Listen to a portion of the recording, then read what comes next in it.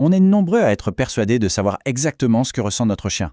Mais, et si on se trompait depuis le début? C'est une question fascinante, et on va essayer d'y voir plus clair ensemble. Voilà une phrase qu'on a tous dite ou au moins pensé un jour. C'est normal, ça vient de cette relation incroyable, de cette complicité qu'on a tissée avec eux depuis des millénaires. Mais justement, est-ce que c'est vraiment de l'empathie, au sens où on l'entend, ou est-ce que c'est quelque chose de complètement différent? On va passer cette croyance populaire au crible de la science, et vous allez voir, la perspective est assez surprenante. Alors, commençons par ce qu'on observe tous les jours, ce lien si particulier, presque indicible, ce regard qui en dit long, cette queue qui s'agite pile au beau moment, on a parfois l'impression d'une connexion presque télépathique avec notre chien. Et pour cause, au fil de leur évolution à nos côtés, les chiens sont devenus de vrais experts pour nous décrypter.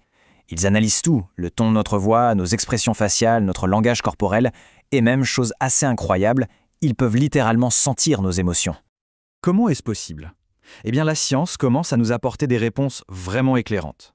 Et l'une des clés de ce mystère, elle se trouve dans leurs odorats, qui est absolument exceptionnel. Tenez, imaginez un peu cette étude toute récente. Des chercheurs ont pris des volontaires, certains devaient faire un test de maths bien stressant, et d'autres, au contraire, se relaxaient en écoutant des paysages sonores. Dans les deux cas, on a recueilli des échantillons de leur sueur et de leur haleine. Et le résultat, il est super parlant. Regardez, les chiens qui ont été exposés à l'odeur du stress sont devenus en quelque sorte plus pessimistes. Ils mettaient beaucoup plus de temps à s'approcher d'une nouvelle gamelle, comme s'ils hésitaient face à l'inconnu. Ce phénomène a un nom, c'est la contagion émotionnelle. En gros, notre stress déteint sur eux. Mais attention, ça ne veut pas dire qu'ils comprennent notre état et qu'ils compatissent, c'est une réaction quasi automatique. Et c'est là qu'on arrive à une distinction qui est vraiment essentielle. Est-ce que percevoir une émotion, c'est la même chose que de la partager, de ressentir de l'empathie? Voilà la question à 1 million. Quand un chien sent que son maître est triste, est-ce qu'il essaie de le réconforter? C'est ce qu'a cherché à savoir une étude hyper intéressante de l'Institut Max Planck, en allant un cran plus loin que les autres. La grosse différence ici, c'est que les émotions n'étaient pas jouées. Les chercheurs ont réellement induit de la joie ou de la tristesse chez les propriétaires. Et ça change tout, parce que ça permet d'observer la réaction naturelle et authentique des chiens. Alors accrochez-vous, parce que les résultats sont plutôt contre-intuitifs. Comme on le voit dans ce tableau, quand les propriétaires étaient tristes, non seulement les chiens ne venaient pas les consoler, mais ils avaient même tendance à les regarder moins, à moins sauter, bref, à garder leur distance et à moins bien obéir. La conclusion des chercheurs est donc assez claire. Pour un chien, un maître triste, c'est avant tout un maître qui est distrait, moins disponible. Il adapte son comportement à ça, mais il n'y a aucune preuve scientifique qu'il essaie de nous réconforter.